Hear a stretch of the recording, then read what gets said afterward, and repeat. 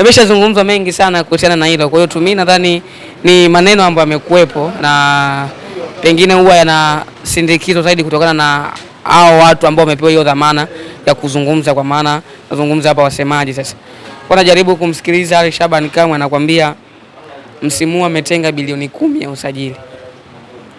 Bilioni, wakati hiyo kibongobongo ni bajeti ambayo pengine inaweza ikawa inatumika duru zima. Yaani kama umefanya kitu hii wiki ya Mwananchi si nini, duru la kwanza ikawa imefikia hiyo hela kwa timu zetu za Bongo.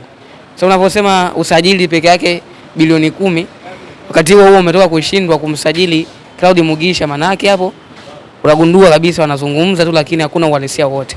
Inawezekana ni kweli hiyo pesa ipo lakini haijawekwa kwa ajili tu ya usajili. Inawezekana ndo bajeti ambao wameitenga labda kuanzia kusajili wiki ya Mwananchi pia inahitaji hela. Lakini pia baada ya hapo inawezekana ukawa unalipa pia mishahara. Kwa hiyo tumi nadhani natamani zaidi kuona ni aina gani ya wachezaji ambao wanaweza wakaja, kwa sababu kiniambia wachezaji wa kwa hiyo hela, maana yake tukipiga tu mahesabu ya kawaida, sajili mchezaji mmoja mmoja ndani ya wa bilioni 1, maana yake kuna wachezaji 10.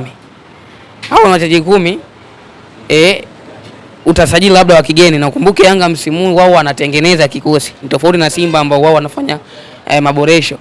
Yanga anaanza upya kwa sababu usajili wa dirisha kubwa ulifeli. Tayari ana injury ya wachezaji ambao walikuwa ni muhimu kwenye kikosi. So atahitaji kuleta idadi kubwa ya wachezaji ambao pia ana uhakika kama watakuja kuingia kwenye kikosi moja kwa moja kama ambavyo ilikuwa mwanzoni mwa msimu. Kwa hiyo kama unasajili wachezaji 10 kwa bilioni 1 hiyo, maana yake ile inakuwa imefanyaje, imekata. Hapo sasa ndio unaanza tena kuweka hela nyingine ya wiki ya Mwananchi, weka bajeti labda mshahara kwa kipindi hiki hadi pale ambapo utamaliza dola kwanza, maana yake unaona kabisa ni vitu vya kufikirika lakini havina uhalisia wowote. Kwa hiyo tusubiri, natamani zaidi kuona ni majibu gani ambayo President Engineer Hersi Said atakuja nayo kwa msimu huu kutokana na usajili ambao aliufanya dirisha kubwa kuonekana kuwa umefeli. Natamani kuona msimu huu ni kwa kiasi gani ambavyo ametumia huu muda vizuri, ametumia pia scout yake vizuri kuweza kuleta wachezaji ambao wanaamini wanakuja kuongeza ama kuboresha kile ambacho wametoka kukifanya msimu uliopita. Lakini kwa tafsiri ya kawaida yako majina ambayo tayari yameanza kutajwa, na ukiangalia ni kama timu hizi kubwa zote zimeenda kujikita pale South Africa. Nadhani unaanza kuona tu hata kwenye makocha wote wanatokea huko. Nadhani kitu pekee ambacho wamegundua hizi timu zetu kubwa hizi, kinachofundishwa South Africa ndicho ambacho kinahitajika kwenye mpira wetu wa Tanzania. Ndio maana unaona kocha anatoka huko, lakini pia makocha pia ukishamsajili asilimia kubwa sana huwa kwenye mapendekezo atahitaji kufanya kazi na wale ambao anawajua, kwa maana unasema sasa ndugu zake ambao anawajua. Ndio maana ukimsikiliza ama kwa mujibu wa vyanzo tayari yako mapendekezo ambayo Mangkioba Ngwiti ameyapendekeza kutokea pale pale South Africa. Kwa hiyo tusubiri na kuona nini ambacho Yanga atakuja nacho msimu. Binafsi natamani sana kuona ni majibu gani ambayo Yanga atayajibu kulingana na kile ambacho alikuwa nacho msimu uliopita. Lakini tukirudi kwa Simba, ziko tetesi kwa mujibu wa vyanzo vyangu vya habari vinanieleza wako kwenye hatua za mwisho kuweza kukamilisha aliyekuwa mshambuliaji wa Mamelodi Sundowns na mtaja Peter Shalulile. Peter Shalulile. Yes, amemaliza mkataba wake pale Mamelodi Sundowns. Simba wakitazama hawana mchezaji kinala kwenye ile eneo la namba 9. Msimu unaisha, amestruggle sana kwenye ile eneo. Na sio tu msimu ulioisha, hata misimu miwili iliyoisha chini ya Dimitri Pantev, ziko mechi ambazo zilimfanya kukapatikana sababu ya yeye kuondoka kwa kuwatumia washambuliaji asilia. Maana yake tafsiri halisi alikuwa anaona kabisa anachokihitaji kwa washambuliaji akipate. Chini ya Steve Barker vivyo hivyo, amekuja washambuliaji wapo lakini ameshindwa kuwatumia. Mara nyingi zaidi unaona anaenda na force namba 9. Kwa mara hii Simba anahitaji kuleta mshambuliaji ambaye sio tu anajua nini ambacho anapaswa kukifanya uwanjani, lakini mchezaji ambaye ameshathibitisha kwenye mechi zenye pressure, kwenye mashindano makubwa ameshaonyesha hilo. Kwa maana una doubt na kiwango cha Peter Shalulile zaidi tu kuna vitu ambavyo pengine hataweza kuvifanya kwa ufanisi ambao alikuwa anavifanya kipindi yuko Mamelodi Sundowns, na inawezekana pia ni kwa sababu ya umri ambao yuko nao kwa hivi sasa. Lakini kitu ambacho naamini mchezaji yote ambaye anapita Mamelodi and then akaja kwenye timu yako, kufeli inakuwa ni kwa asilimia chache sana. Yani hata feli ile asilimia kubwa kwamba amefeli, lakini bado kwa kile ambacho kwa maana ya uzoefu ambao ameupata akiwa kwenye hiyo timu utakipata kutoka kwake. Tumalize na hili, kuna tetesi ambazo wanasema kwamba Young Africans wanataka wamrudishe Dr. Khalid Aucho. Hii imekaaje, na je kama akirudi kuna kitu ataenda kuwasaidia Yanga? Huko ni kufeli. Endapo Yanga itamrudisha Aucho watakuwa wamefeli, kwa sababu Aucho anaondoka Young Africans sababu ukiwasikiliza ilikuwa ni umri wake umeenda. So alikuwa anahitaji kupata kiungo ambaye atawapa matumaini ya kudumu, matumaini ya muda mrefu, kitu ambacho waliona kwa Aucho wa watu ukipata kwa muda mrefu. So walihitaji kupata mchezaji ambaye ana umri mdogo lakini ana uwezo wa kufanya vitu vitokee. Akaja Musa Barakonte akafeli, wakamleta dirisha dogo Mohamed Amaro akashindwa, sio?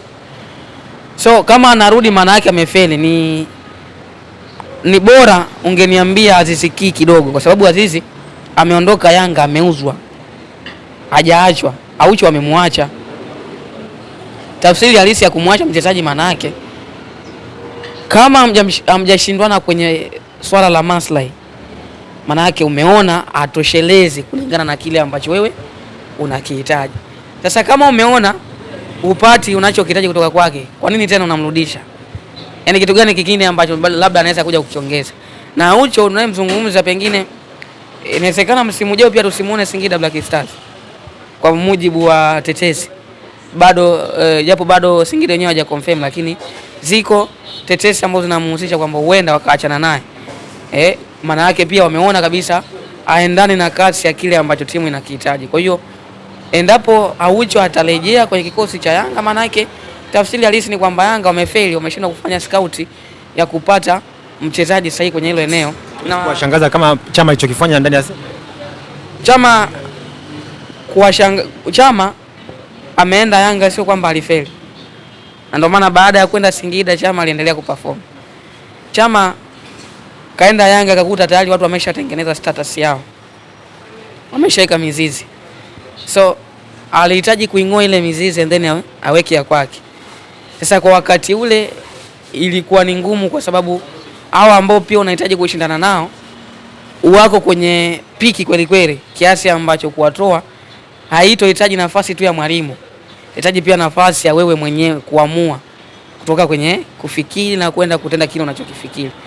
So sababu kubwa ambayo ilimfanya Chama asiweze kuperform Young Africans, alikutana na wachezaji ambao wako kwenye level moja ya kiushindani, wameshakuwa ni vipenzi vya kocha ambaye alikuwepo kwa wakati huo. Wewe ni mgeni, kwa kwanza lazima ukubaliane na mfumo ambao mwalimu anaufundisha, lazima ukubaliane na falsafa ya timu kwa ujumla, and then ndio uweze kupata nafasi ya kwanza. Kwa ndicho kitu ambacho kilimfanya Chama ashinde kuperform, lakini sio kama Chama alifeli. Ndio maana alivyoenda Singida akaperform, akaisaidia Singida kwa kiasi kikubwa sana. Amerudi Simba anafanya kile ambacho anaendelea kukifanya. Lakini Aucho katoka Yanga, narudia kuzungumza, kuonekana ni kama alifeli. Kumbuke Chama wakati anaenda Yanga sio kama Simba walikuwa wamtaki. Walisema ni mzee. Si maneno ambayo amekuepo mzee, lakini ni kigezo ambacho kinaweza kumfanya mchezaji ashindwe kuperform. Ndio kigezo ambacho mara nyingi kimewaumbua watu mbele ya kile ambacho Chama amekuwa kikifanya. Hata wakati ambao Chama yuko Yanga, mashabiki wa Yanga walikuwa wanamuimba, kwa maana wakati yuko Simba kabla hajaenda Yanga, mashabiki wa Yanga walikuwa wanamuimba ni mzee. Kaenda huku pia mashabiki wa Simba kageuza yale maneno ambayo walikuwa wanaimbiwa na wapinzani wao, wakawa wanayasema. Hata wakati anakuja tena Simba kwa mara ya pili, kulikuwa kuna hayo maneno, lakini halijamzuia yeye kuweza kufanya kile ambacho alipaswa kukifanya kama mchezaji. Shukrani sana. Asante.